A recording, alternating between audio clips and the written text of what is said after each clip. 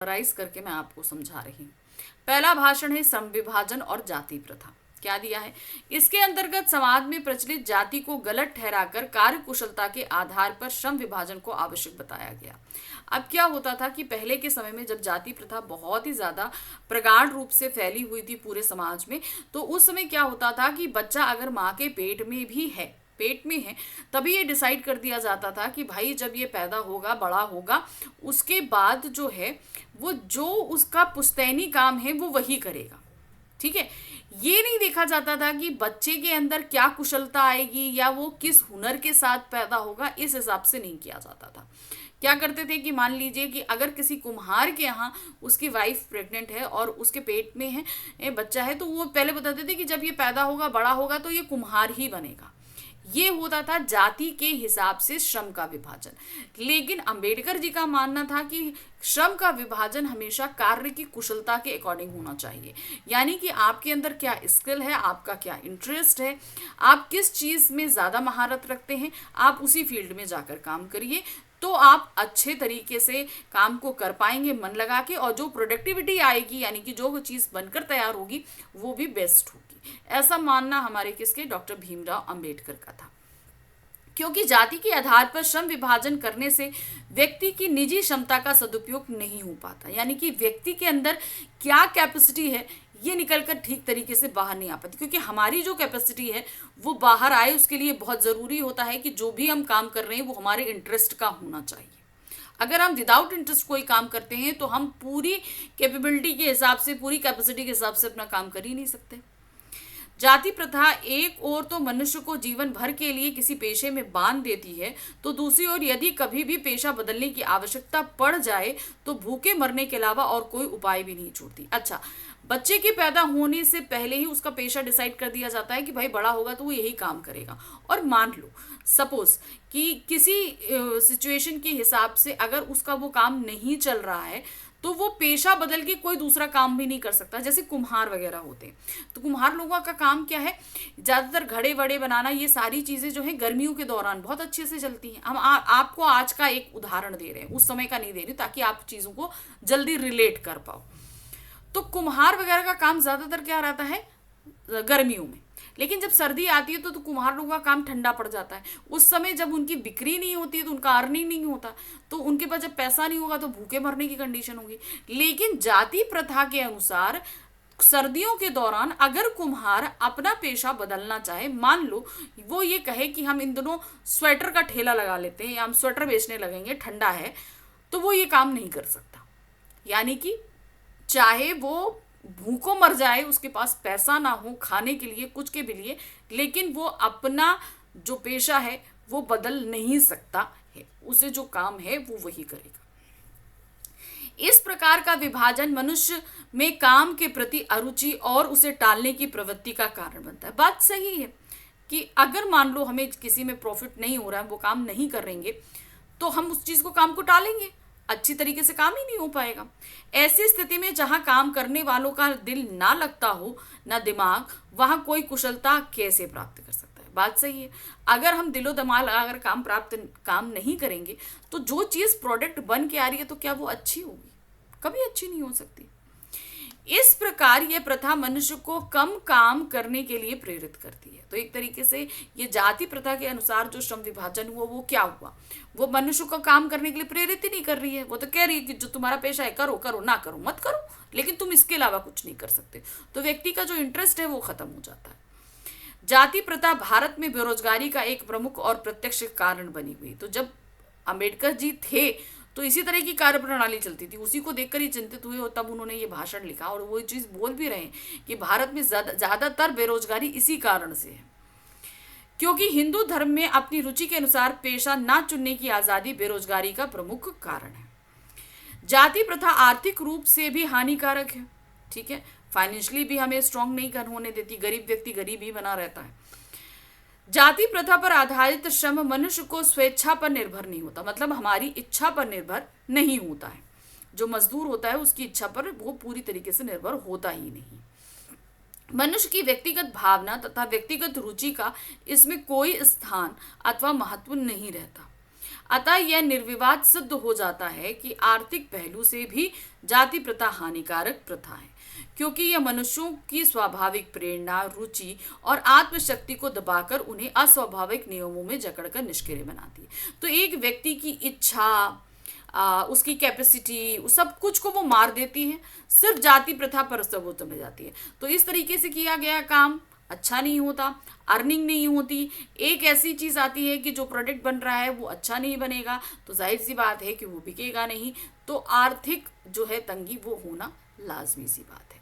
तो ये है श्रम विभाजन के आधार पर जाति प्रथा के दोष, जिसका पूरी तरीके से खंडन करते हैं हमारे अंबेडकर जी।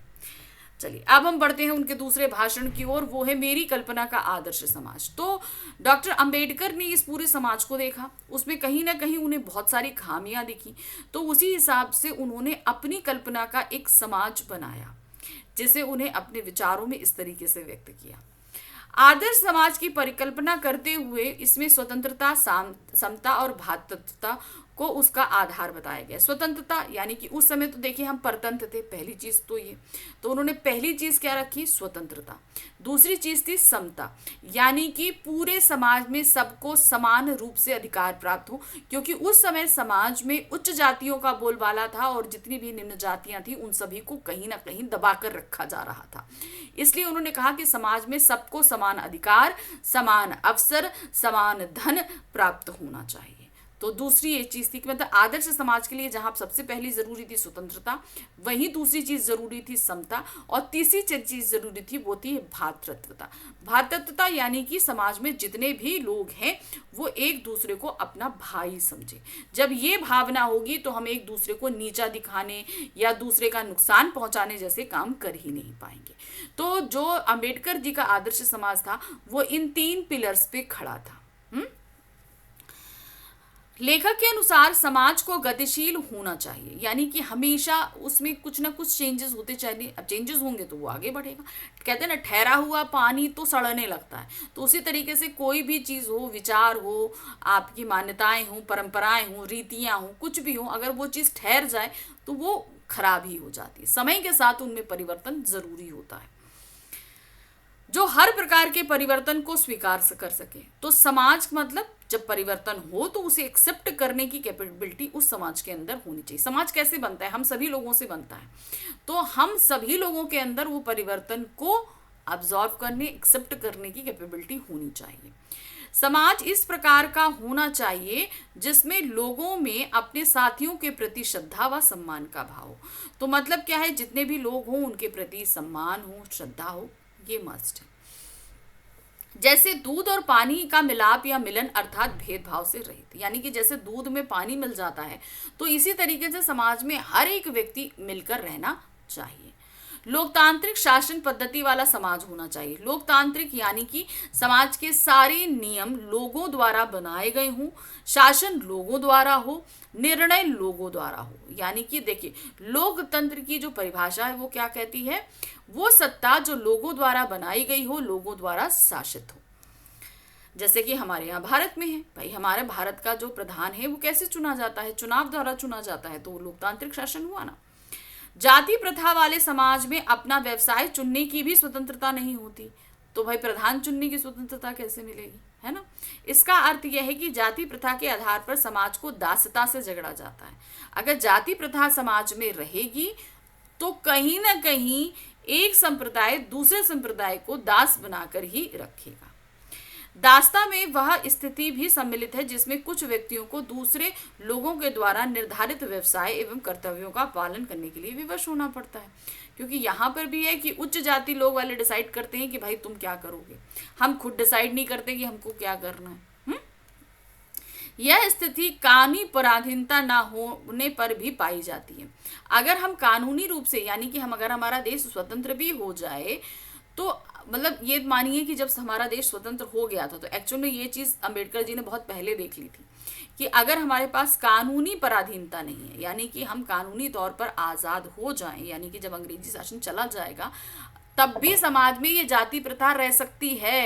ये एक फैक्ट है, ठीक है, जिसमें वंश परंपरा और सामाजिक उत्तराधिकारी को छोड़कर क्षमता के विकास को प्रोत्साहन देने का बल दिया जाता है। तो वहां पर क्या होती है कि परिवारवाद जो होता है, वंशवाद जो होता है, वो नहीं है। कहाँ? आदर्श समाज में। वहां पर क्या है, आपकी क्या कैपेबिलिटी है, इस हिसाब से आपको पावर दी जाएगी। आप शासन चला सकते हो तो आप शासन में रहो, आप सेना का अधिकार करके अच्छे से सेना को मैनेज कर सकते हो तो सेना का काम करो, आप पढ़ाई लिखाई अच्छा कर सकते हो तो भाई आप बही खाते संभालो। तो व्यक्ति के क्षमता के हिसाब से उसे कार्य करने को दिया जाएगा। वहां पर वंश परंपरा नहीं होती कि भाई मान लो अगर पिताजी जो हैं वो मंत्री रहे हैं तो हम भी मंत्री रहेंगे, मेरे बच्चे भी मंत्री रहेंगे, उनके बच्चे भी मंत्री रहेंगे। ये से आधार पर काम नहीं होता है। एक राजनीतिज्ञ के लिए भी व्यवहारिक रूप से यही सिद्धांत होना चाहिए। अगर राजनीतिज्ञ है तो भी, और अगर सामाजिक रूप से किसी भी कार्य क्षेत्र में है तो भी उसके लिए यही रूप होगा कि सब मनुष्यों के साथ समान व्यवहार किया जाए। राजनीतिक समान व्यवहार इसलिए नहीं करता क्योंकि उसमें वर्गीकरण और श्रेणीकरण संभव हो जाता है, क्योंकि उसमें क्या है ना, हमको वर्ग में बांटना पड़ता है, श्रेणियों में बांटना पड़ता है। इसलिए अक्सर क्या होता है, राजनीतिज्ञों में ये काम नहीं हो पाता। इस प्रकार समता यद्यपि काल्पनिक जगत की वस्तु है, फिर भी राजनीतिज्ञ के लिए सभी परिस्थितियों को दृष्टि में रखते हुए यही मार्ग सही रहता है, क्योंकि सही व्यवहारिक भी है और यही उसके व्यवहार की एकमात्र कसौटी भी है। तो सही मायने क्या हुआ कि अगर हम इस आधार पर समाज का वर्गीकरण करते हैं तो समाज सही रूप में, आदर्श रूप में आएगा, क्योंकि यहाँ पर हर चीज हमारे क्षमता के हिसाब से होगी और क्षमता के हिसाब से होने के कारण धन का वितरण भी समाज में समान रूप से ही होगा।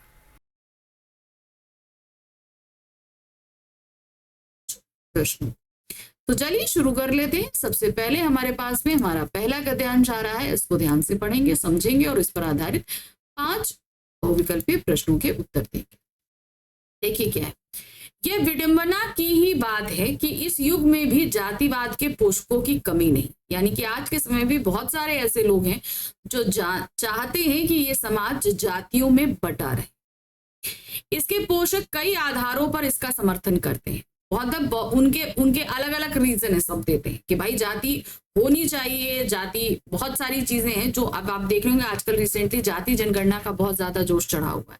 तो उनका कहने का मतलब है कि जाति होनी चाहिए, बनी रहनी चाहिए, लोगों को जातियों में बटे रहना चाहिए। समर्थन का एक आधार यह कहा जाता है कि आधुनिक सभ्य समाज कार्य कुशलता के लिए श्रम विभाजन को आवश्यक मानता है।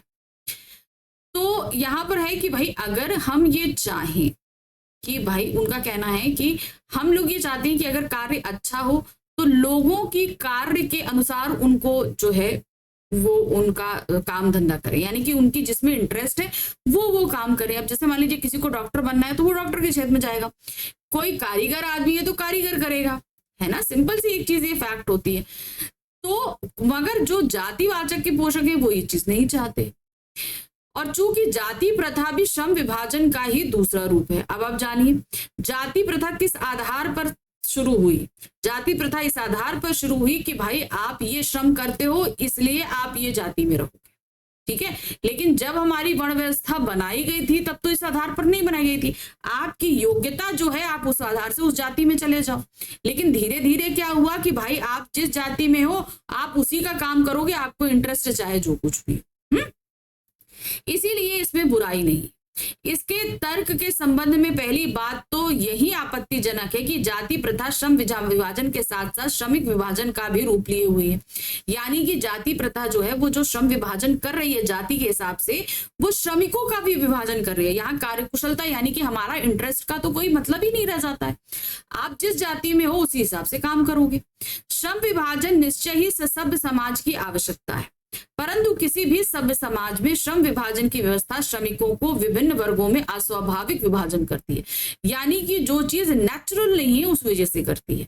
अब यहाँ पर अब इसमें नेचुरल का मतलब क्या है, यहाँ पर मतलब ये है कि मान लीजिए कि 4 श्रमिक हैं। एक श्रमिक जो है वो आता है लोहार वर्ग से, दूसरा आता है कुम्हार से, तीसरा आता है बढ़ई से, है, चौथा है किसान। तो अब ये लोग इन सब के पैरेंटल ये सारे काम रहे, लेकिन जो लोहार व्यक्ति है उसे इंटरेस्ट नहीं है लोहारगिरी में। जो व्यक्ति अभी है उसके माना कि दादा परदादा ये सारे काम कर रहे थे, लेकिन उसका इंटरेस्ट नहीं है कि वो ये काम करे। उसका इंटरेस्ट किस में है, वो लकड़ी का काम अच्छा से करना चाहता है, तो वो बढ़ई बनना चाहता है, लेकिन वो अपने प्रोफेशन को चेंज नहीं कर सकता। तुम्हारा इंटरेस्ट हो चाहे ना हो, तुम्हारे पुश्ते लोहार का काम कर रही थी, तुम लोहार ही करोगे, ये बात हो जाती थी। तो ये एक तरीके से अस्वाभाविक विभाजन है। भाई जिस व्यक्ति का जिसमें इंटरेस्ट है वो जाने दो। यहाँ पर जाति के हिसाब से किसी को भी जो है उसके श्रम में नहीं बांधना चाहिए। भारत की जाति प्रथा की एक और विशेषता है, यह श्रमिकों का अस्वाभाविक विभाजन ही नहीं करती, बल्कि विभाजित विभिन्न वर्गों को एक दूसरे की अपेक्षा ऊंचा नीचा भी करार दे देती है। अब लोग बोल देते हैं कि भाई ये ऊंचा काम है, ये नीचा काम है, तो वो ऊंच नीच का भेदभाव भी इसमें पनप जाता है। आप जितना उनका बंटवारा करोगे, वो बंटवारा हमेशा आपको ऊंच नीच का भेदभाव स्वतः ही लेकर चली आएगी, जो कि विश्व के किसी भी समाज में पाया नहीं जाता। किसी भी समाज में चले जाइए, कोई भी समाज में कोई भी जाति दूसरी जाति को निम्नतर समझने का काम नहीं करती। अब इस पर आधारित आपके पास 5 बहुविकल्पीय प्रश्न है। पहला है, जातिवाद के पोषकों द्वारा श्रम विभाजन किसका दूसरा रूप माना गया है? किसका रूप माना गया है? जाति प्रथा का। ठीक है, तो सही क्या है यहाँ पर? श्रम विभाजन जाति प्रथा का दूसरा रूप। नेक्स्ट आते हैं, कौन सा समाज कार्य कुशलता के लिए श्रम विभाजन को आवश्यक मानता है? तो कौन सा समाज मानता है? वो है सभ्य आधुनिक समाज। कौन सा? सभ्य आधुनिक समाज। अब हम चल रहे हैं अपनी प्रश्न संख्या 3 पर। यहाँ क्या दिया गया है? भारत की जाति प्रथा की क्या विशेषता बताई गई है? देखते हैं। यह श्रमिकों का अस्वाभाविक विभाजन करती है और भेदभाव ऊंच नीच को बढ़ाती है। देखते हैं, यह श्रमिकों का अस्वाभाविक विभाजन करती है, बिल्कुल सही जो हमने पढ़ा है। विभाजित विभिन्न वर्गों को एक दूसरे से ऊंच नीच बताना है। ठीक है, ऊंचा नीचा बता देते हैं कि भाई आप बड़े हो, आप छोटे हो, इस तरीके से बता देते हैं, तो दोनों सही है। तो हम क्या लगाएंगे? फर्स्ट और सेकंड। सभी को समान अधिकार नहीं देती है, तो यहाँ पर नंबर 3 वाले पे ऑप्शन करेंगे। नेक्स्ट आते हैं, गद्यांश में आए विडंबना शब्द से क्या अभिप्राय है? विडंबना शब्द का क्या मतलब है? आडंबर, उपहास, उपेक्षा या गंभीरता। तो ये क्या है? उपहास। उपहास का मतलब होता है एक तरीके से मजाक उड़ाना।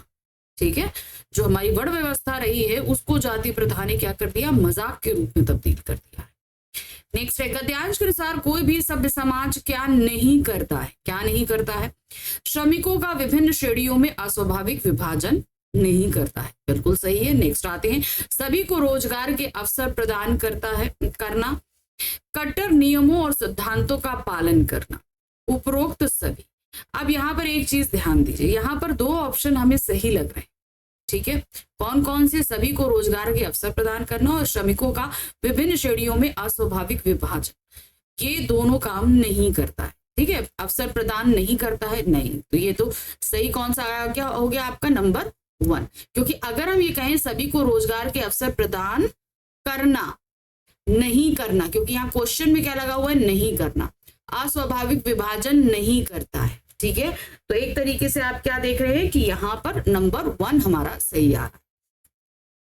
चलिए अब हम आगे गद्यांश संख्या 2 पे। यहाँ क्या दिया गया है? फिर से आपको यहाँ पर गद्यांश दिया है और से में ध्यान से पढ़ना है।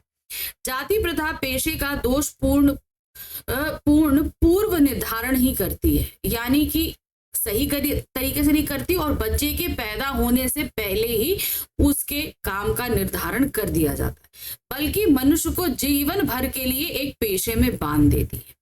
अब आपको उस पेशे में इंटरेस्ट हो चाहे ना हो, आपको मरते दम तक यही कार्य करना है, इसमें वो बांध देती है।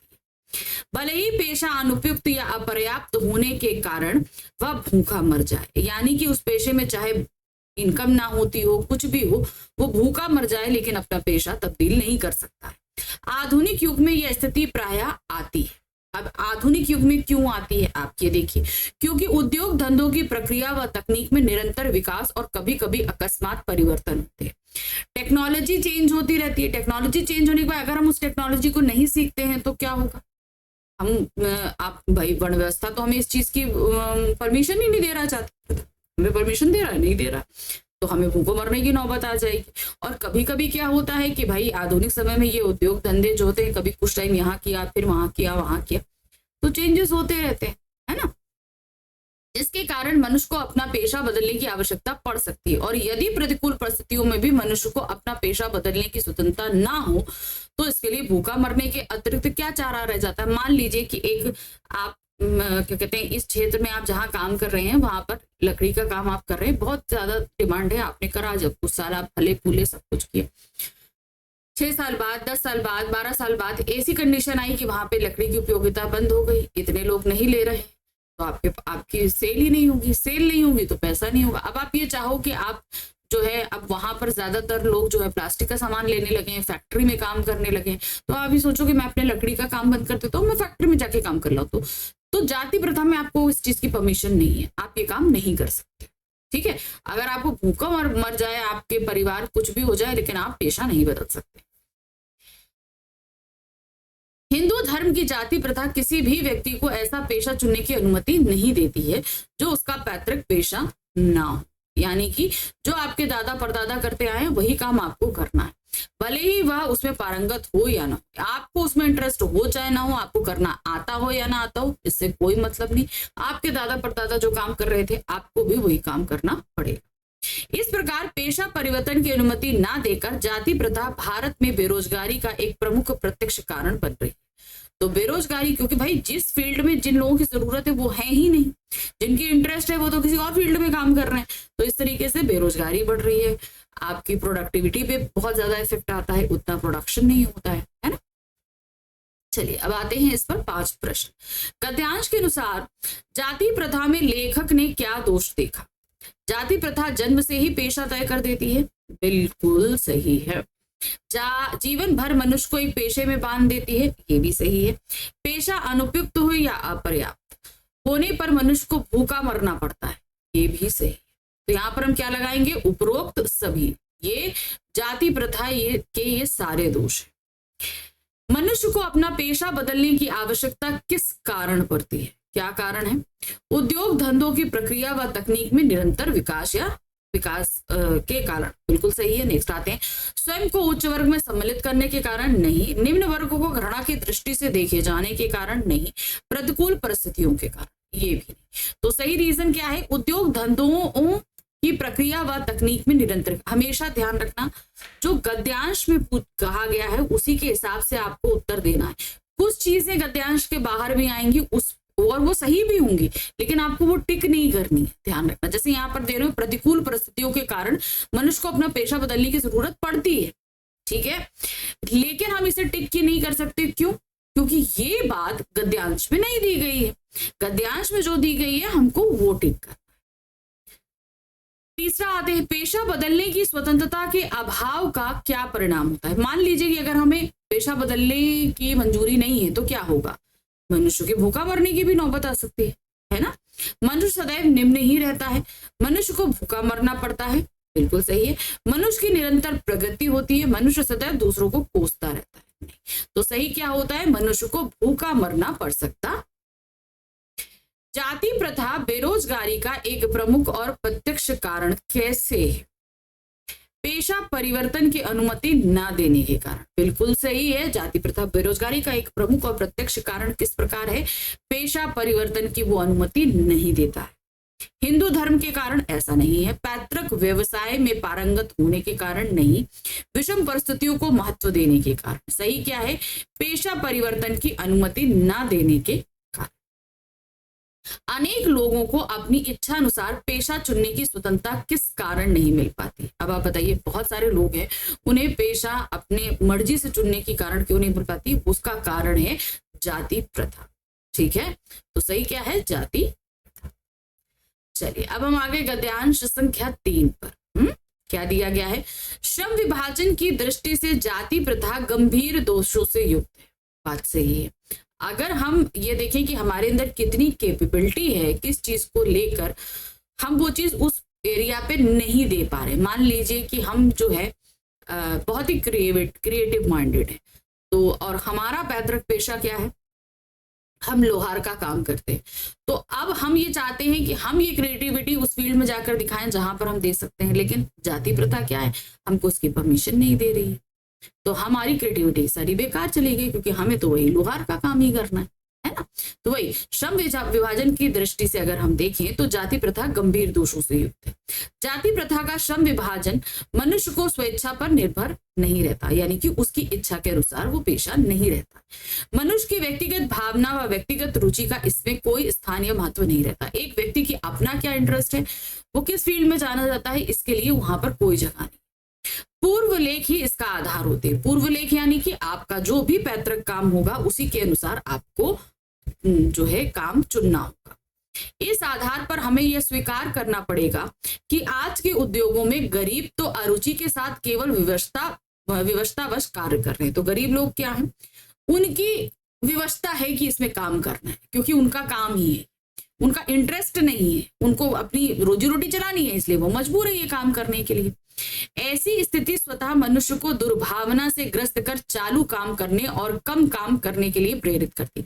अब मान लीजिए जिसमें हमारा इंटरेस्ट नहीं है उस फील्ड में अगर हम काम करेंगे तो क्या होगा, चलता हुआ काम करेंगे, ठीक है, हो गया, ठीक है, वो उसमें क्वालिटी आ ही नहीं पाएगी, अच्छी चीज नहीं हो पाएगी।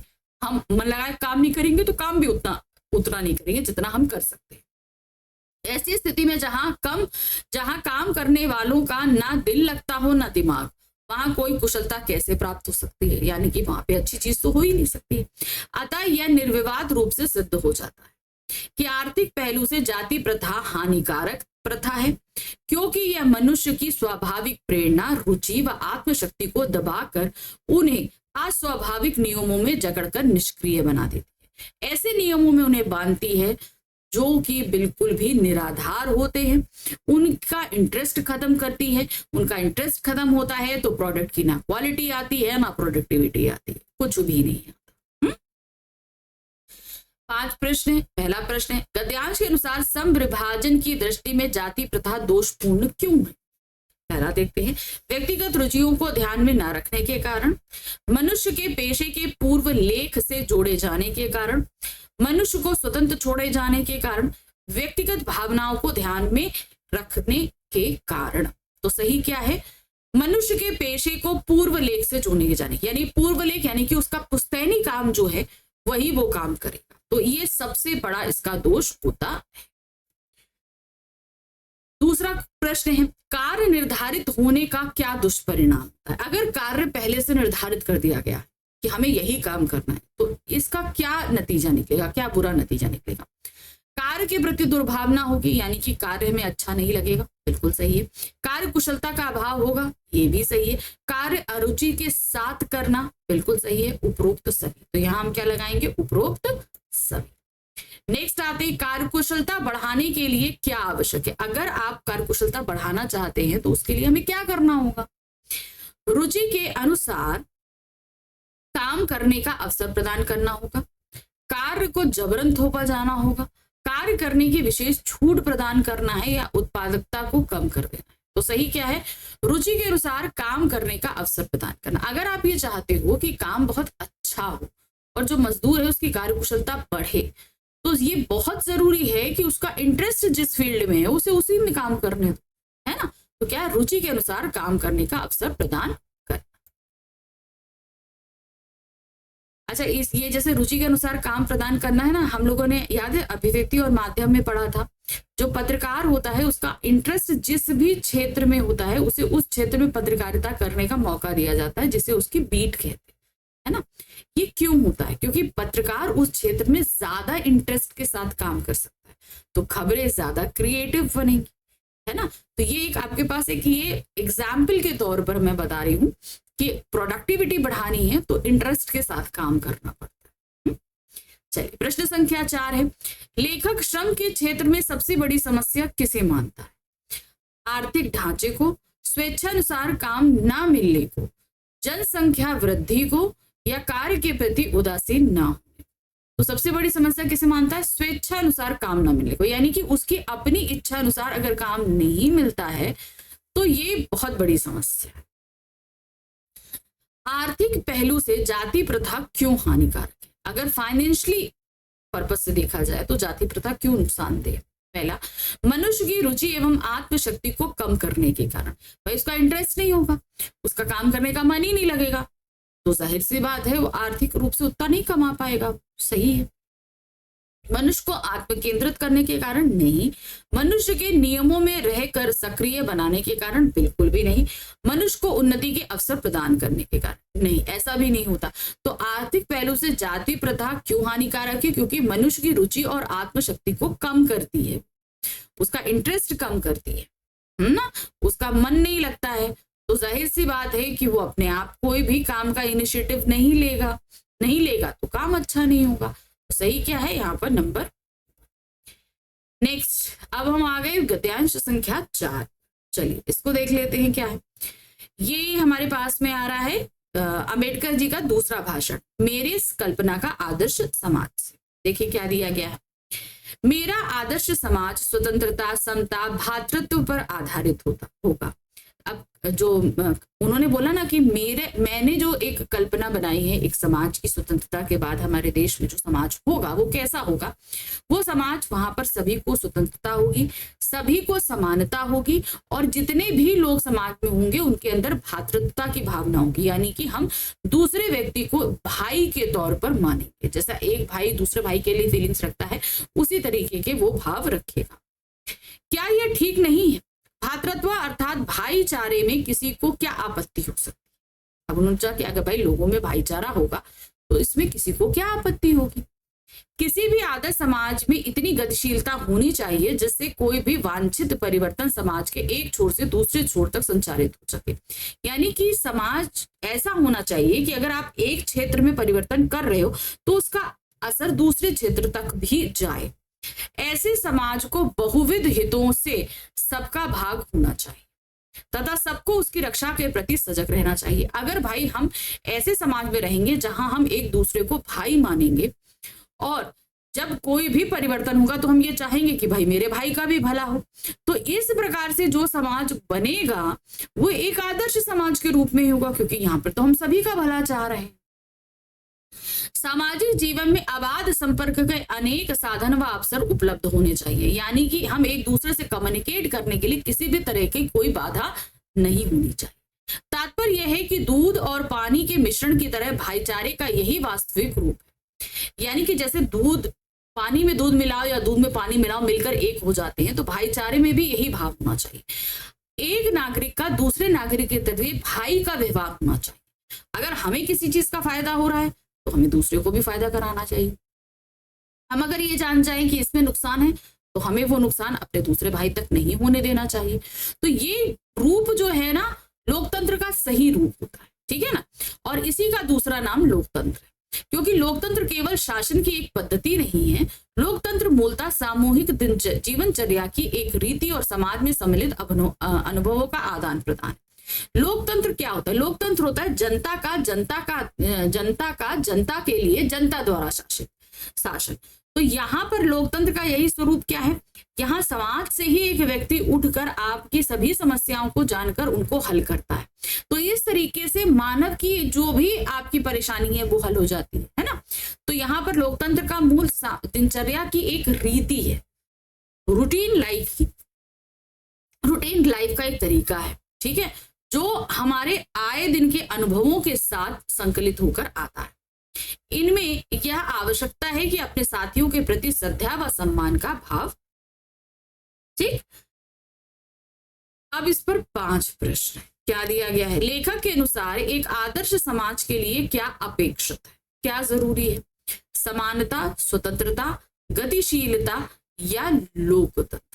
तो एक लेखक ने तो बोला कि भाई एक आदर्श समाज के लिए समानता भी जरूरी है, स्वतंत्रता भी जरूरी है, लोकतंत्र भी जरूरी है। लेकिन ये सारी चीजें तब रहेंगी जब समाज गतिशील रहेगा, यानी कि समय के अनुसार उसमें गति रहेगी, चीजों को परिवर्तित करने का स्वरूप बना रहेगा। तो हम यहाँ क्या देंगे? गतिशीलता। सबको किनकी रक्षा के प्रति सजग रहना चाहिए? दलितों के, स्वयं के, लोकतंत्र के या सरकार की? तो यहाँ पर अगर हम देखें सबको किनकी रक्षा के प्रति सजग रहना चाहिए, जाहिर सी बात है कि यहाँ पर हम लोकतंत्र की रक्षा के लिए सजग रहेंगे। किसकी? लोकतंत्र की रक्षा के लिए सजग रहेंगे। भाईचारे के वास्तविक रूप को क्या कहा जाता है? दूध, पानी, समाज या लोकतंत्र? जाहिर सी बात है लोकतंत्र कहा जाता है, भाईचारे का एक रूप जो है। लेखक ने दूध और पानी के मिश्रण के माध्यम से क्या स्पष्ट करना चाहा है? भेदभाव की समाप्ति, उच्च निम्न का भेद, उपयोगी और मूल्यहीन वस्तु, असमानता का भाव। तो उन्होंने क्या चीज साबित करनी चाहिए? वो है भेदभाव की समाप्ति। यानी कि जैसे दूध में पानी मिल जाता है, पता नहीं चलता अलग अलग, उसी तरीके से क्या है, समाज में लोगों को मिलजुल कर भाईचारे के साथ रहना चाहिए, तो उनमें कोई भेदभाव नहीं रहेगा। लोकतंत्र में क्या आवश्यक माना गया है? क्या माना गया है? सरकार की महत्वपूर्ण भूमिका, उच्च वर्ग का आरक्षण, साथियों के प्रति श्रद्धा व सम्मान का भाव या उपरोक्त सभी। तो लोकतंत्र का जो आवश्यक तत्व है वो है साथियों के प्रति श्रद्धा और सम्मान का भाव। हमारे जो भी साथी हैं, यानी कि अब एक मनुष्य दूसरे, इसमें हमेशा श्रद्धा और सम्मान का भाव होना चाहिए। चलिए, तो हमने 4 गद्यांश पढ़ लिए। अब हम आ गए हैं संपूर्ण पाठ आधारित प्रश्नों पे, यानी कि जितना भी हमारे पूरे पाठ है ना, पूरा पाठ है ना, उस पर आधारित कुछ प्रश्न, इनको देख लेते हैं, क्योंकि भाई बहुत सारे पैरा जो है ना बीच बीच में हमारे छूटे हैं, तो उनको तो भी कवर करने के लिए कुछ एक्स्ट्रा प्रश्न क्या है। दासता में कौन सी अवधारणा सम्मिलित नहीं है? ठीक है, स्वाधीनता के साथ जीना, कानूनी पराधीनता का होना, इच्छा के विरुद्ध कार्य करना, सरों के द्वारा निश्चित कार्य करना। अब यहाँ पर सही क्या है? स्वाधीनता के साथ जीना, यानी कि वहां पर अब जैसे जहां दासता की धारणा होती है वहां आजादी तो होगी ही नहीं, तो क्या है, स्वाधीनता के साथ जीना ये सम्मिलित नहीं। बाबा साहेब का आदर्श समाज किस पर आधारित है? स्वतंत्रता, समानता, भातृत्व, है। तो देखिए, स्वतंत्रता, समानता, तीनों चीजें, तो हम क्या लगाएंगे? उपरोक्त सभी। लेखक के अनुसार श्रम विभाजन किस आधार पर होना चाहिए? कार्य कुशलता के आधार पर, यानी कि आप किस कार्य में कुशल हैं उसी हिसाब से आपको वो श्रम मिलना चाहिए लेखक के अनुसार। चलिए, व्यक्ति की योग्यता के आधार पर, व्यक्ति की रुचि के आधार पर, व्यक्ति की कार्यकुशलता व निपुणता के आधार पर, या उपरोक्त सभी। तो ये सारी चीजें सही है, तो हम क्या लगाएंगे? उपरोक्त सभी। नेक्स्ट आते हैं, लेखक समाज के सभी सदस्यों को कौन सा अवसर प्रदान करने के पक्ष में? कौन सा अवसर है? आर्थिक क्षेत्र में आगे बढ़ने का समान अवसर, व्यापारिक क्षेत्र में आगे बढ़ने का समान अवसर, हर क्षेत्र में आगे बढ़ने का समान अवसर, या व्यवसायिक क्षेत्र में आगे बढ़ने का समान अवसर। तो यहाँ पर लेखक ये चाहते हैं कि समाज के सभी सदस्यों को हर क्षेत्र में आगे बढ़ने का समान अवसर प्राप्त होना चाहिए। सही क्या है? हर क्षेत्र में आगे बढ़ने का समान अवसर। नेक्स्ट आते हैं, श्रम विभाजन किस पर आधारित होना चाहिए? कार्यकुशलता। ठीक है, चलिए देखते हैं। व्यक्ति की व्यक्तिगत रुचि व तर्क क्षमता पर। भाई, अरुचि और तर्क क्षमता नहीं, गलत है। व्यक्ति की व्यक्तिगत रुचि और कार्य क्षमता सही है। व्यक्ति की व्यक्तिगत दृष्टिकोण और निर्णय क्षमता नहीं, तो सही क्या होगा? व्यक्ति की व्यक्तिगत रुचि और कार्य क्षमता पर आधारित होना चाहिए। लेखक के अनुसार काल्पनिक जगत की वस्तु क्या है? असमानता और असमता, समानता और समता, निर्णय और कुशलता, या आदर्श व्यक्ति। तो लेखक के अनुसार यहाँ पर समता और समानता जो है ये काल्पनिक। क्यों इन्होंने इस बेस पूछा? भाई देखिए, हर व्यक्ति के कार्य करने की क्षमता अलग अलग होती है। मान लीजिए मैं एक दिन में जो है वो करीबन, जैसे मान लीजिए कि मैं किसी फैक्ट्री में अगर काम कर रही हूँ तो मैं एक दिन में 40 बॉक्स बना लेती हूँ, ठीक है। दूसरे के अंदर इतनी कार्यकुशलता नहीं है तो वो एक दिन में 20 ही बना पाएगा। अब जब मैं ज्यादा काम करूंगी तो मेरी इनकम ज्यादा होगी, मेरी इनकम ज्यादा होगी तो लिविंग स्टैंडर्ड जो है समाज में वो बढ़ेगा, तो समानता तो रहेगी ही नहीं ना। भाई, बौद्धिक क्षेत्र के आधार पर, कार्यक्षमता के आधार पर लोग अलग अलग होते, इसलिए ये समानता या समता जो है वो नहीं हो सकती है समाज में, इसलिए इसे काल्पनिक वस्तु कहा गया है। प्रश्न संख्या 7 है, लेखक जातिवाद के समर्थकों द्वारा दिए गए तर्कों में क्या आपत्ति दर्शाता है? क्या क्या आपत्ति उसने दर्शाई है? पहला देखते हैं कि जाति प्रथा श्रम विभाजन के साथ साथ श्रमिक विभाजन का भी रूप लिए हुए। बिल्कुल सही है, ये आपत्ति तो उन्होंने पाठ में जताई है। नेक्स्ट आते हैं कि किसी भी सभ्य समाज में श्रम विभाजन की व्यवस्था श्रमिकों का विभिन्न वर्गों में अस्वाभाविक विभाजन नहीं करती। ये भी सही है, कोई भी सभ्य समाज होगा ये अस्वाभाविक रूप से श्रमिकों का विभाजन नहीं करेगी। ये भी सही है कि जाति प्रथा श्रमिकों का अस्वाभाविक विभाजन ही नहीं करती बल्कि विभाजित विभिन्न वर्गों को एक दूसरे की अपेक्षा ऊंच नीच भी करार देती है। ये भी उनका तर्क है जाति प्रथा को लेकर, तो सही है। तो हम यहाँ क्या देंगे, उपरोक्त सभी। कुशल व्यक्ति या सक्षम श्रमिक समाज का निर्माण करने के लिए क्या आवश्यक है कि हम व्यक्तियों की क्षमता इस सीमा तक विकसित करें जिससे वह अपना पेशा या कार्य का चुनाव स्वयं कर सके। बिल्कुल सही है, ठीक है ना।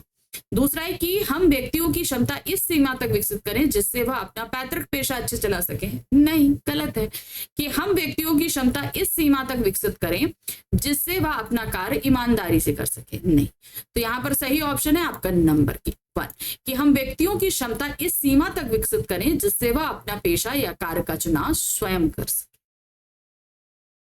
जाति प्रथा का दूषित सिद्धांत क्या है? उसके पेशे का निर्धारण उसके माता पिता के सामाजिक स्तर के अनुसार कर दिया जाता है। बिल्कुल सही है, यह दूसरे सिद्धांत है जाति प्रथा का। मनुष्य के प्रशिक्षण अथवा उसकी निजी क्षमता पर विचार नहीं किया जाता, उसे किस चीज में इंटरेस्ट है या उसकी किस चीज की ट्रेनिंग है, इस चीज पर कोई भी गौर नहीं किया जाता। गर्भ धारण के समय से ही मनुष्य का पेशा निर्धारित होता है, यानी कि बच्चा जब माँ के पेट में है तो उसका वो आगे बड़े होकर क्या कार्य करेगा ये निर्धारित हो जाता है। तो हम यहाँ क्या लगाएंगे, उपरोक्त सभी। नेक्स्ट आते हैं सामाजिक उत्तराधिकार क्या होता है। सामाजिक उत्तराधिकार क्या होता है देखते हैं। सामाजिक परंपरा के रूप में माता पिता की कल्याण कामना करना सही है। शिक्षा तथा वैज्ञानिक ज्ञानार्जन करना ये भी सही है। सभी उपलब्धियां जिनके कारण सभ्य समाज जंगली लोगों की अपेक्षा विशिष्टता प्राप्त करता है, बिल्कुल सही है। तो हम क्या लगाएंगे, उपरोक्त सभी। मतलब हमें जंगली लोगों से अलग करता है सामाजिक उत्तराधिकार। मतलब मान लीजिए कि मेरे माता पिता ने मुझे सारी चीजें दी है, अब मैं क्या है वो सारी अच्छी चीजें इस पूरे समाज में बांटूंगा। अपने माता पिता का कल्याण तो करूंगा, समाज का भी कल्याण करूंगा। तो मेरी एक क्या कहते हैं सोशल रिस्पॉन्सिबिलिटी क्या हो जाती है, ठीक है, वो चीज। हाँ ठीक है, तो चलिए शुरू कर लेते हैं फटाफट आज का हम वीडियो। आज का हमारा पहला प्रश्न है, शारीरिक वंश परंपरा व सामाजिक उत्तराधिकार के आधार पर किसी के साथ असमान व्यवहार करना उचित क्यों नहीं है। चलिए हम बताते हैं। उन्होंने कहा शारीरिक वंश परंपरा यानी कि हम शारीरिक रूप से जिस भी वंश में पैदा हुए हैं। दूसरा सामाजिक उत्तराधिकार, सामाजिक रूप से हमें जो चीजें विरासत में मिल रही हैं, इस आधार पर अगर हम किसी के साथ असमान व्यवहार करते हैं तो ये उचित क्यों नहीं है। ठीक है, क्वेश्चन समझा दिया। चलिए अब देखते हैं इसका आंसर। शारीरिक वंश परंपरा व सामाजिक उत्तराधिकार का अधिकार व्यक्ति के अपने हाथ में नहीं होता। पहली चीज तो क्या है, अब मान लीजिए हम किसी भी धर्म में किसी भी कुल में पैदा हुए हैं, अगर हम उस हिसाब से असमान व्यवहार हमारे साथ किया जाता है तो ये तो हमारे बस में नहीं था कि हम इस घर में जन्म लें या उस घर में हम जन्म लें, ये हमारे बस में नहीं है। ठीक है, और दूसरी चीज उन्होंने बताया सामाजिक उत्तराधिकार। समाज के रूप से हमें जो, अब जैसे बताया कि हमारे परिवार में जो भी काम होता होगा, अब हम पैदा हुए तो वो हमें स्वतः ही मिल गया ना, मिल गया कि नहीं मिल गया। तो अब उस वजह से अगर कोई हमसे भेदभाव करे तो ये तो गलत है, क्योंकि ये दोनों ही चीजें हमारे बस में नहीं है। इसीलिए इस आधार पर किसी के साथ असमान व्यवहार करना उचित नहीं है। जाति धर्म संप्रदाय के ऊपर उठकर हमें मानव मात्र के प्रति समान व्यवहार करना चाहिए। किसी को भी किसी जाति धर्म के आधार पर हमें भेदभाव नहीं करना चाहिए। समाज में भेदभाव को छोड़कर सभी लोगों को समान अवसर और अधिकार मिलने चाहिए। यह सब असंभव है किंतु यही सत्य है। मतलब अब ये चीज असंभव है क्योंकि लोगों को अक्सर जाति प्रथा, जाति है, धर्म है, वर्ण है, भेद है, इनके हिसाब से ऊंच नीच होता ही होता है। हम ये सिर्फ भारत की बात नहीं करें, दूसरे देशों में भी ये चीज होती है। ठीक है, तो इन सब, और ये करना बहुत असंभव है, लेकिन ये सत्य है कि भेदभाव होता ही होता है। यदि उत्तम व्यवहार के हक को कोई प्रतियोगिता हो तो लोग निश्चित रूप से आगे निकल जाएंगे। कोई भी कंपटीशन होगा इस बेसिस पे तो हम लोग आगे निकल जाएंगे। जिन्होंने अच्छे कुल में जन्म लिया और जिन्हें विरासत में अतः धन संपत्ति व व्यवसाय व प्रतिष्ठा मिली, तो वो लोग आगे निकल जाएंगे। जाहिर सी बात है भाई, अगर किसी से बोला जाए कि अच्छे धर्म या संपदा को लेकर कर बात हुई तो वो लोग तो आगे निकल जाएंगे, क्योंकि वो तो उन्हें पैदाइशी रूप में विरासत में मिल गई ना, उसके लिए उन्होंने कुछ किया नहीं। और कुछ लोग जो दूसरे कुल में पैदा होते हैं उनके साथ भेदभाव किया जाता है, तो वो क्या कर सकते हैं? उनको तो अब ये चीज हमारे ना जो उच्च कुल में पैदा हुआ ना ये उसके हाथ में है, और ना ही जो निम्न वर्ग में पैदा हुआ ना उसके हाथ में। तो ये दोनों ही चीजें किसी के हाथ में नहीं होती। अगर हम केवल सुख सुविधाओं से संपन्न लोगों के साथ अच्छा व्यवहार करें या उन्हें ही अच्छा व्यवहार का हकदार माने तो हमारा यह निर्णय पक्षपाती कहा जाएगा। जाहिर सी बात है कि नहीं? और यह निर्णय सुविधा संपन्न के पक्ष में निर्णय देना जैसा होगा, यानी कि जो लोग पूरी तरीके से संपन्न हैं उनके पक्ष में दिया गया निर्णय होगा। इसीलिए कभी भी शारीरिक वंश परंपरा और सामाजिक उत्तराधिकार के आधार पर निर्णय नहीं लेना चाहिए।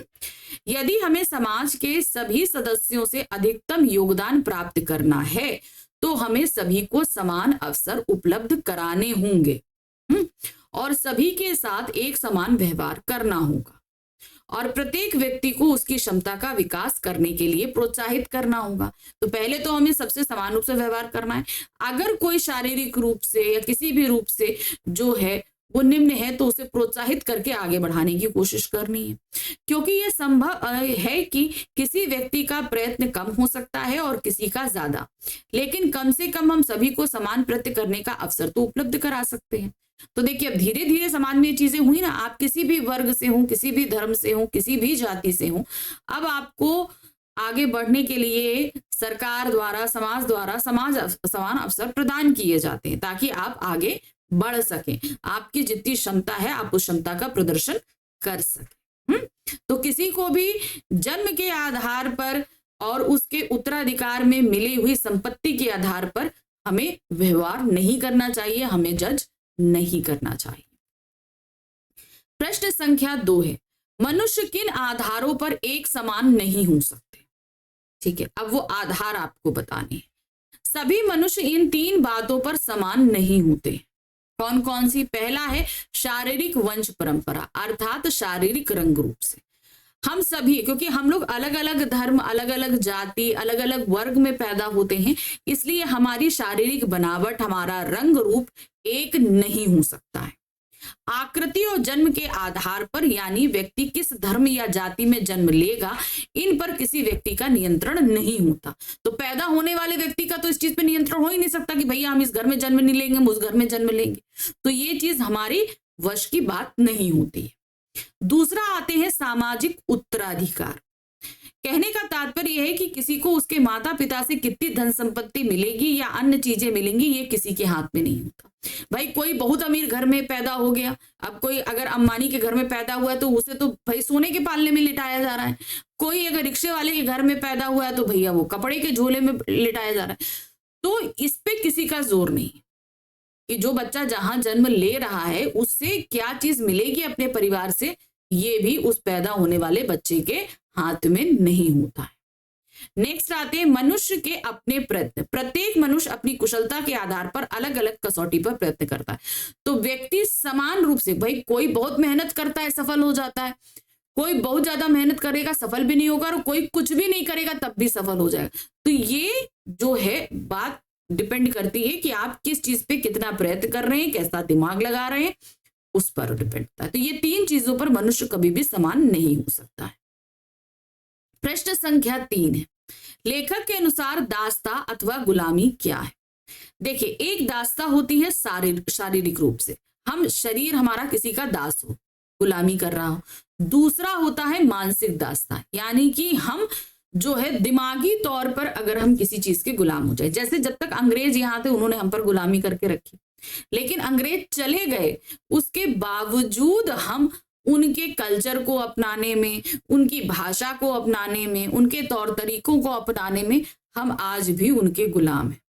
ठीक है, क्यों? क्योंकि हमने अपनी पहचान ना बनाकर हमने किसी दूसरी संस्कृति या सभ्यता की नकल करके अपनी हम पहचान बना रहे हैं।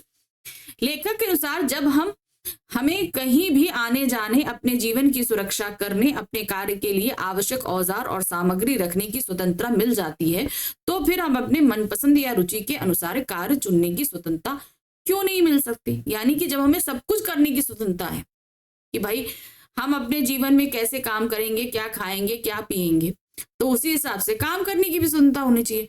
कुछ जाति प्रथा के समर्थक जीवन, शारीरिक सुरक्षा व संपत्ति के अधिकार की स्वतंत्रता को मान भी लेंगे, लेकिन अपना व्यवसाय चुनने की स्वतंत्रता देने के लिए बिल्कुल तैयार नहीं होंगे। इसका सीधा साधा मतलब है कि लोगों को दास्ता और गुलामी में जकड़ कर रखना। समझ में आया? तो यहाँ पर क्या है कि आपको हर चीज की स्वतंत्रता है, लेकिन आपको अपने कार्य क्षेत्र को चुनने की स्वतंत्रता नहीं है। तो ये क्या होती है? दासता या गुलामी। कोई आपको अपने अंडर में रखा है। दूसरा होता है हम मन से किसी की दासता को स्वीकार कर लेते हैं। दासता अर्थात गुलामी केवल कानूनी पराधीनता को ही नहीं कहा जा सकता। जब कुछ लोगों को दूसरे लोगों के द्वारा निर्धारित व्यवहार और कर्तव्यों का पालन करने के लिए विवश होना पड़ता है, यह भी एक तरह की गुलामी ही होती है। यानी कि हमें व्यवहार भी दूसरे की मर्जी के हिसाब से करना है तब।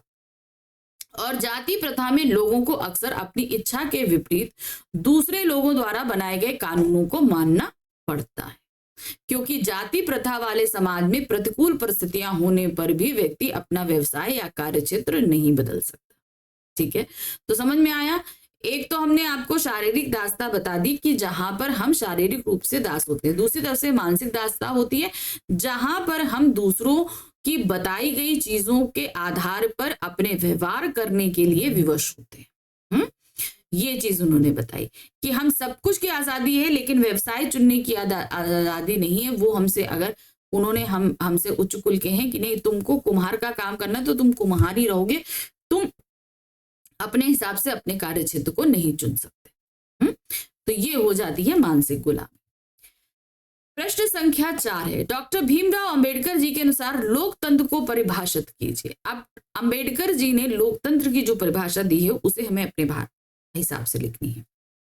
डॉक्टर भीमराव अंबेडकर जी का मानना है कि समाज में भाईचारा दूध और पानी के समान होना चाहिए।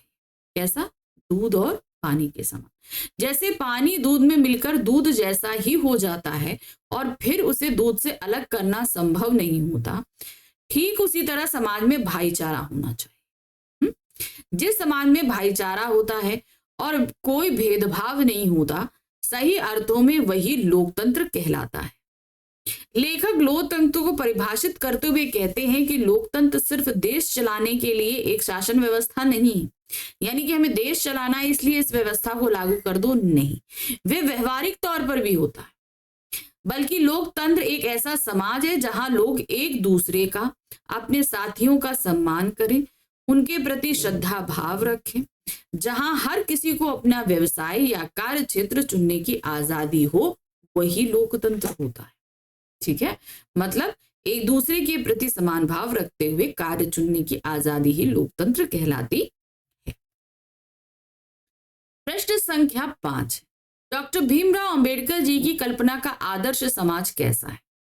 उनका आदर्श समाज जो है वो 3 स्तंभों पर टिका हुआ है, स्वतंत्रता, समता और भाईचारा। ठीक है, ये 3 स्तंभ हैं उनके आदर्श समाज के। डॉक्टर भीमराव अंबेडकर जी की कल्पना का आदर्श समाज स्वतंत्रता, समानता और भाईचारा पर आधारित है। और किसी भी आदर्श समाज में इतनी गतिशीलता या लचीलापन होना चाहिए कि यदि समय के साथ समाज में कोई परिवर्तन करने की आवश्यकता हो तो वह परिवर्तन आसानी से किए जा सके। कहने का मतलब है समय के साथ चीजें बदलती हैं। ठीक है, समय के साथ चीजें बदलती हैं। अगर समय के साथ वो चीजें ना बदलें, समाज ना बदले, उसके क्रियाकलाप, कार्य व्यवहार ना बदले, तो वो समाज कहीं ना कहीं सड़ने लगता है, यानी कि वो पिछली पुरानी विचारधाराओं का हो जाता है। तो इतना गतिशीलता और लचीलापन होना चाहिए कि समाज समय के हिसाब से अगर डिमांड हो रही है कि उनके कुछ नियम, कायदे और परंपराओं में परिवर्तन किया जाए तो समाज में वो परिवर्तन करना आसान और सब लोग उसे एक्सेप्ट करें। यदि लोगों की भलाई के लिए कोई फैसला या नियम बनाया जाए तो उन फैसलों या नियमों का लाभ उच्च वर्ग से लेकर निम्न वर्ग तक के सभी व्यक्ति को एक समान रूप से मिल सके। अगर मान लीजिए कोई नियम बना भी दिया गया है तो ऊपर से लेकर नीचे तक हर तबका उसका फायदा उठा सके। समाज में लोगों के बीच किसी प्रकार का कोई भेदभाव नहीं होना चाहिए, क्योंकि जिस समाज में लोग एक दूसरे के हितों का ध्यान रखते हैं या एक दूसरे की भलाई के बारे में सोचते हैं, वह समाज निश्चित रूप से उन्नति करता है। जहां पर सभी लोग मिलजुल कर रहेंगे। भाई हम ये काम कर रहे हैं, दूसरा भी ये काम करे, भलाई होगी। अगर ये सोच के काम किया जाए तो ये समाज 100% उन्नति करेगा, क्योंकि सभी भाइयों की तरह मिलजुल कर एक दूसरे का ख्याल रखते हुए रह रहे हैं। तो जाहिर सी बात है उन्नति होना निश्चित है। प्रश्न संख्या 6, जब व्यक्ति अपनी इच्छा के विपरीत किसी कार्य को करता है तो उसका क्या परिणाम निकलता है। अब मान लीजिए किसी काम को करने में मेरी इच्छा नहीं है, ठीक है, कोई भी काम आपकी नहीं है या मेरी नहीं है, तो उस कंडीशन में क्या होगा। जाहिर सी बात है वो काम अच्छा नहीं होगा, मतलब पूरा होगा लेकिन जो एंड रिजल्ट होगा वो अच्छा नहीं होगा। जितना प्रोडक्टिविटी होनी चाहिए उतनी नहीं होगी, उस चीज की उतनी क्वालिटी नहीं होगी। ठीक है, तो कहने का मतलब है कि जब हमारे चीज में, जब हमारा मन किसी काम में ना लगे तो उस काम का रिजल्ट अच्छा नहीं निकलता है।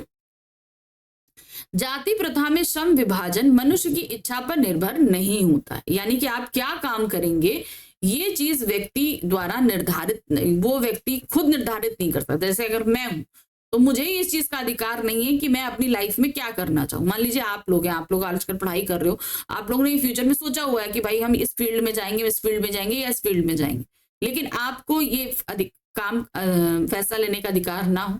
ये आपके समाज के जो उच्च लोग हैं वो चीज कहेंगे नहीं, तुम्हारा मन है डॉक्टर बनने का, बोलेंगे नहीं तुम डॉक्टर नहीं बनोगे, तुम एक फैक्ट्री में क्लर्क का काम करोगे। तुम्हारे अंदर कैपेबिलिटी है इस चीज की कि तुम एक डॉक्टर बन सकते हो पढ़ लिख कर, लेकिन नहीं, तुम्हारी इस कैपेबिलिटी से उन लोगों को कोई मतलब नहीं है। वो तुमसे बोलेंगे कि नहीं तुम्हें एक फैक्ट्री में क्लर्क का काम करना है, तुम वही काम करोगे, और इस चीज के खिलाफ तुम्हें आवाज उठाने का भी हक प्रदान ना किया जाए। हर जाति या वर्ग के लोगों को उनके लिए पहले से निर्धारित कार्य करने पड़ते हैं। जाति प्रथा में ये होता है, बच्चा पैदा हो उससे पहले उसका काम निर्धारित कर दिया जाता है कि बड़े होकर वो यही काम करेगा। कई लोगों को अपने पूर्व निर्धारित या पैतृक कार्य में कोई रुचि नहीं होती, फिर भी उन्हें वो कार्य करने पड़ते हैं। उन्हें नहीं मन है तब भी वो बेचारे करने के लिए बाध्य हैं, क्योंकि भाई उच्च समाज ने बोला है, क्योंकि जाति प्रथा के आधार पर वह कार्य उनके लिए पहले से निश्चित है और कोई अन्य कार्य या व्यवसाय चुनने की उन्हें कोई अनुमति नहीं है। ऐसी स्थिति में जब व्यक्ति अपनी इच्छा के विपरीत किसी कार्य को करता है तो वह उस समाज को पूरी लगन, कर्तव्य निष्ठा व मेहनत से नहीं कर पाता और केवल कार्य को निपटाने की कोशिश करता। हमें लगता है कि बस जल्दी से काम पूरा हो जाए। जब किसी चीज में हमारा मन नहीं होता तो क्या होगा, हमें तो लगेगा जल्दी से निपट जाए, खत्म हो जाए काम। वो कितना अच्छा हो रहा है, क्या हो रहा है, मुझे उससे कोई मतलब नहीं, मुझे सिर्फ ये कि अरे इससे पिंड छुड़ाओ, जल्दी काम कंप्लीट करो। तो व्यक्ति अपने उस कार्य में मन लगाकर काम कर ही नहीं पाता है। और यह भी सत्य है कि जब व्यक्ति कार्य को पूरे मन से अथवा लगन से नहीं करेगा तो वह उस कार्य को पूरी कुशलता या निपुणता से कैसे कर सकता है। अतः इस बात से यह प्रमाणित होता है कि व्यक्ति की आर्थिक असुविधाओं के लिए भी जाति प्रथा हानिकारक है, और क्योंकि यह मनुष्य की स्वाभाविक रुचि के अनुसार कार्य करने की अनुमति नहीं देता और बेमन से किए गए कार्य में व्यक्ति कभी उन्नति नहीं कर सकता। जाहिर सी बात है, अपने मन से हमें जब व्यवसाय चुनने की उम्मीद नहीं है, की छूट नहीं है, तो हम बेमन से अगर किसी भी कार्य क्षेत्र में कार्य करेंगे तो वो हम मन लगाकर काम कर ही नहीं पाएंगे, अच्छा काम हो ही नहीं पाएगा। प्रश्न संख्या 7 है, जाति प्रथा भारत में बेरोजगारी व भुखमरी बढ़ाने में भी अहम भूमिका निभाती है। कैसे? अब भुखमरी कैसे बढ़ेगी? जब हमारा मन नहीं है, ठीक है, हम काम को कर रहे हैं, इसके अलावा जब उस काम में अगर हमको अर्निंग नहीं हो रही है तो हम अपना पेशा चेंज भी नहीं कर सकते, हमें इस चीज की आजादी नहीं है, तो बेरोजगारी बढ़ी कि नहीं बढ़ी? भुखमरी बढ़ेगी। जब हम काम नहीं करेंगे तो पैसा नहीं आएगा तो भुखमरी बढ़ेगी। हिंदू धर्म की जाति प्रथा किसी भी व्यक्ति को ऐसा कोई कार्य के क्षेत्र चुनने की अनुमति नहीं देता जो उसका पैतृक पेशा ना हो, यानी कि हम अपने पूर्वजों द्वारा निर्धारित कार्य ही कर सकते हैं जो वो लोग करते आए हैं। हमें आजादी नहीं है कि हम इसके अलावा कोई और काम कर सके। ठीक है, ये एक बहुत बड़ी चीज होती है, भले ही वह किसी दूसरे कार्य को करने में अधिक निपुण और पारंगत क्यों ना हो। इसीलिए यह कहना गलत नहीं होगा कि कार्यक्षेत्र को बदलने की अनुमति ना देकर जाति प्रथा भारत में बेरोजगारी व भुखमरी बढ़ाने में भी अहम भूमिका निभाती है। यानी कि हम क्या करते हैं, जब हमको क्या दिया गया परंपरागत तौर पे, यानी कि हमारे पूर्वज जो काम करते आए हैं, हमें वही काम करना है, हम अपने हिसाब से कार्यक्षेत्र नहीं चुन सकते।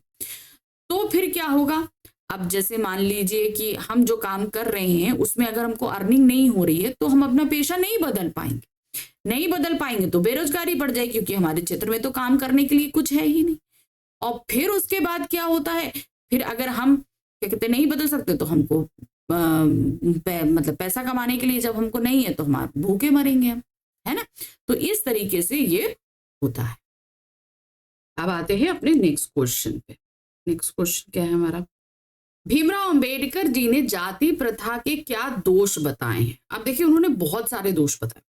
वो क्या कहते हैं कि आप एक तो पैतृक जीवन नहीं, पैतृक पेशा ही आप अपना सकते हैं, अपने मन के अनुसार अपना पेशा नहीं अपना सकते। फिर जाति प्रथा के हिसाब से क्या होता है, हम अपनी कार्यकुशलता के साथ काम नहीं कर सकते, इससे बेरोजगारी बढ़ती है, भुखमरी बढ़ती है, समाज में कहीं ना कहीं भेदभाव बढ़ता है, तो ये असमानता आती है। तो जाति प्रथा जो है वो बहुत तरीके से हानिकारक उन्होंने बताई है।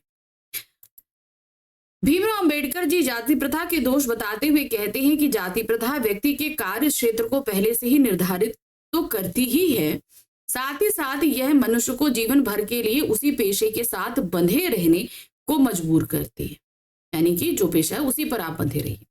फिर भले ही व्यक्ति की उस कार्य को करने में कोई रुचि हो या ना, मतलब मेरा मन हो चाहे ना हो मगर मुझे वो काम करना है, या फिर उस कार्य में उसकी आजीविका चल रही हो या चल ना रही हो, यानी कि चल रही हो मतलब उसकी अर्निंग हो रही हो या ना रही हो, उसे उसी में रहना है, उसका और उसके परिवार का भरण पोषण हो रहा हो या ना हो रहा हो, यहां तक कि उस कार्य से उसके भूखे मरने की भी नौबत आ जाए तो भी वह अपना कार्य बदल कर कोई दूसरा कार्य नहीं कर सकता। जबकि आधुनिक समय में कई बार प्रतिकूल परिस्थितियां होने के कारण अपना और अपने परिवार की सुख सुविधाओं के लिए इंसान को अपना पेशा या कार्य क्षेत्र बदलने की जरूरत पड़ सकती है। ठीक है, ये भी रहता है भाई, जरूरत होती है तो हमें बदलना ही पड़ता है। मगर ये चीज जाति प्रथा में हमें आजादी नहीं होती है। लेकिन अगर प्रतिकूल परिस्थितियों में भी मनुष्य को अपना कार्यक्षेत्र बदलने की स्वतंत्रता ना हो तो उसके भूखे मरने की नौबत तो आएगी ही। श्रम विभाजन की दृष्टि भी जाति प्रथा से कई दोष है, क्योंकि जाति प्रथा में श्रम विभाजन मनुष्य की इच्छा पर निर्भर नहीं होता, मतलब जो कार्य करना है वो हमारी इच्छा पर डिपेंड नहीं है। इससे मनुष्य की व्यक्तिगत भावनाओं व व्यक्तिगत रुचि का कोई स्थान और महत्व नहीं होता, यानी कि हमको उस कार्य को करने के लिए बाध्य किया जाता है जिसमें हमारा कोई इंटरेस्ट होता ही नहीं। हर जातीय वर्ग के लोगों को उनके लिए पहले से ही निर्धारित कार्य करने पड़ते हैं, जो चीज पहले से डिसाइडेड है हमें वही काम करना पड़ता है। कई लोगों को अपने पूर्व निर्धारित या पैतृक कार्य में कोई रुचि नहीं होती, फिर भी उन्हें वो कार्य करने पड़ते हैं, क्योंकि जाति प्रथा के आधार पर वह कार्य उनके लिए पहले ही निश्चित है और कोई अन्य कार्य या व्यवसाय चुनने की कोई अनुमति नहीं होती। क्यों? क्योंकि उन्हें आजादी नहीं है कि वो अपने मन के हिसाब से किसी कार्य को चुन सके या कर सके। अब आ जाते हैं प्रश्न संख्या 9 पर। व्यक्ति को उसकी रुचि के आधार पर कार्य करने की स्वतंत्रता कैसा लाभदायक सिद्ध हो सकती है। अब मान लीजिए कि अगर हमको अपने इंटरेस्ट के हिसाब से अगर हम अपने काम करने की आजादी हो तो क्या हो, उस काम में हमारा मन लगेगा, वो काम बहुत अच्छा होगा, हमारे लिए तो फायदेमंद होगा, समाज के लिए भी फायदेमंद होगा, समाज उन्नति करेगा। व्यक्ति को उसकी रुचि के आधार पर कार्य करने की स्वतंत्रता होनी चाहिए। अगर कोई ब्राह्मण का पुत्र सैनिक, वैज्ञानिक या इंजीनियर बनकर देश की सेवा करना चाहता है तो उसे ऐसा करने की स्वतंत्रता होनी चाहिए। कहने का अभिप्राय यह है कि व्यक्ति को उसकी रुचि व क्षमता के हिसाब से अपना कार्य क्षेत्र चुनने की पूर्ण स्वतंत्रता मिलनी चाहिए, तभी देश का युवक वर्ग अपनी पूरी क्षमता से समाज व राष्ट्र निर्माण में अपनी भूमिका निभा पाएगा, तभी वो निभा सकता है, वरना ऐसे नहीं कर पाता। प्रश्न संख्या 10 है। भीमराव अंबेडकर जी के अनुसार जाति प्रथा को यदि श्रम विभाजन मान लिया जाए तो भी यह स्वाभाविक और उचित क्यों नहीं है। भाई जाति प्रथा को हम श्रम विभाजन कैसे मान सकते? जाति के हिसाब से तो हम श्रम को डिवाइड नहीं कर सकते, क्योंकि हर व्यक्ति की अलग अलग कैपेसिटी होती है कि नहीं होती है। वही चीज भीमराव अंबेडकर जी के अनुसार जाति प्रथा को यदि श्रम विभाजन मान भी लिया जाए तो यह स्वाभाविक और उचित नहीं होगा, यानी कि ये चीज नेचुरल ही नहीं है, क्योंकि यह मनुष्य की रुचि के हिसाब से होना चाहिए। श्रम विभाजन कैसा होना चाहिए? मनुष्य का इंटरेस्ट है। मान लीजिए अगर मैं लेखक बनना चाहती हूँ तो मैं लेखक बनूं, मैं डॉक्टर बनना चाहती हूँ तो मेरा डॉक्टर, आप इंजीनियर बनना चाहते हो आप इंजीनियर। तो ये आपकी इंटरेस्ट पर डिपेंड होना चाहिए कि आप किस क्षेत्र में काम करना चाहते हैं। जाति प्रथा हमेशा व्यक्ति की कार्यकुशलता पर ही डिपेंड होना चाहिए। अब मान लीजिए कि कोई मजदूर है तो उसे हम डॉक्टर की पोस्ट पे तो नहीं बैठा सकते ना, नहीं बैठा सकते, क्योंकि उसके लिए उतनी पढ़ाई करके उतनी हमें डिग्री लेकर तब हम वो सारे काम कर सकते हैं। तो ये मनुष्य की कार्यकुशलता जिसमें है वो उसी क्षेत्र में काम कर सकता है। इससे व्यक्ति जिस जाति या वर्ग में जन्म लेता है उसे उसी के अनुसार कार्य करना होता है, भले फिर वह उसकी रुचि का कार्य हो या ना हो, अथवा वह किसी अन्य कार्य में ज्यादा निपुण हो। और उस सबसे बड़ी बात तो यह है कि सब कुछ उसके माता पिता के सामाजिक स्तर के हिसाब से बच्चे के जन्म लेने से पहले अर्थात गर्भ में ही निर्धारित कर दिया जाता है कि उसका पेशा क्या होगा। यानी कि बच्चा जब माँ के पेट में होता है तो जाति प्रथा के हिसाब से तभी उसका पेशा निर्धारित कर दिया जाता है कि उसके दादा परदादा पिता जो काम करते आए हैं वो गर्भ में पल रहा बच्चा भी वही पैदा होने के बाद काम करेगा। उसके अपने हिसाब से काम चुनने की आजादी नहीं होती। यानी वह भविष्य में क्या कार्य करेगा, जाति प्रथा का सबसे बड़ा नकारात्मक पहलू यही। प्रश्न संख्या 11 है, भारतीय समाज की जाति प्रथा की क्या विशेषता है? अब ये जो भारतीय समाज है इसकी जाति प्रथा की विशेषता क्या है? भारतीय समाज की जाति प्रथा की विशेषता है कि यह कार्य के आधार पर श्रमिकों का विभाजन नहीं करती, बल्कि समाज में पहले से ही विभाजित वर्गों अर्थात ब्राह्मण क्षत्रिय वैश्य और शूद्र के आधार पर कार्य का विभाजन करती है। जो समाज के 4 वर्ण निर्धारित है उन्हीं के हिसाब से आपको कार्य करने की स्वतंत्रता मिलती है, आपकी कार्यकुशलता के हिसाब से नहीं।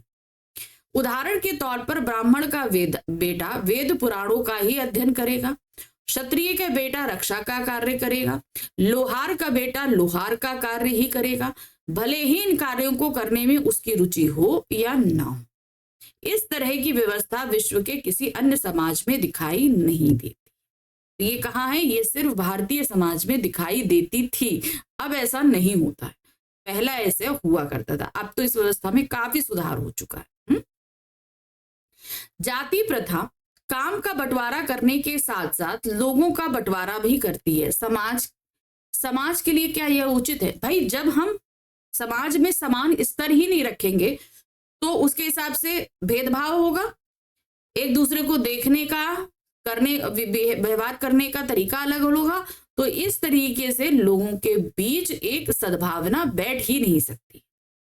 जाति प्रथा काम का बंटवारा करने के साथ साथ लोगों का बंटवारा भी करती है। यह भी सत्य है कि समाज के विकास के लिए कार्य का बंटवारा भी आवश्यक है, परंतु समाज का विकास तभी संभव है जब यह कार्य विभाजन किसी जाति के आधार पर नहीं बल्कि व्यक्ति की योग्यता और रुचि और उसकी कार्यकुशलता व निपुणता के आधार पर।